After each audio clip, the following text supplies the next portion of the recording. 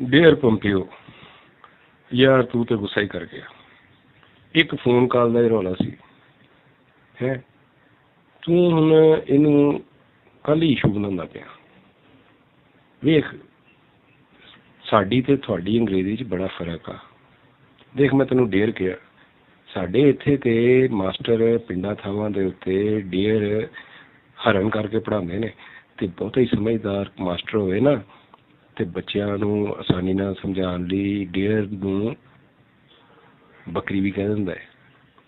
ਦੇਖ, ਸਾਡੀ ਤੁਹਾਡੀ ABC ਨਹੀਂ ਰਲਦੀ।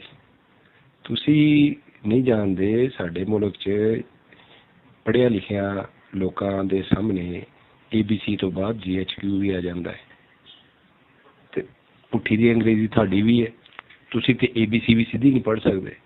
CIA, FBI, ਯਾਰ ਬੰਦਾ ਪੁੱਛੇ ਕਿ ਕਿਤੇ ਬਲੈਕ ਵਾਟਰ ਵੀ ਹੁੰਦਾ ਹੈ। ਤੁਸੀਂ ਤੇ ਹੁਣ ਐਵੇਂ ਹੀ ਗੁੱਸਾ ਕਰ ਗਏ ਹੋ। ਤੁਹਾਨੂੰ ਜਦੋਂ ਸਾਡੇ ਅੰਗਰੇਜ਼ੀ ਦਾ ਪਤਾ, ਸਾਡੇ ਅੰਗਰੇਜ਼ੀ ਨਿਸਾਬ ਦਾ ਹੀ ਪਤਾ, ਅਤੇ ਸਾਡੇ ਅੰਗਰੇਜ਼ੀ ਸਮਝਣ ਦਾ ਵੀ ਪਤਾ, ਅਤੇ ਕੱਲ੍ਹ ਹੀ ਗੁੱਸਾ ਕਰਦੇ ਪਏ ਹੋ। ਛੱਡੋ, ਥੂ ਕਰੋ, ਵਿਚਾਰਾ ਪਾਕਿਸਤਾਨੀ।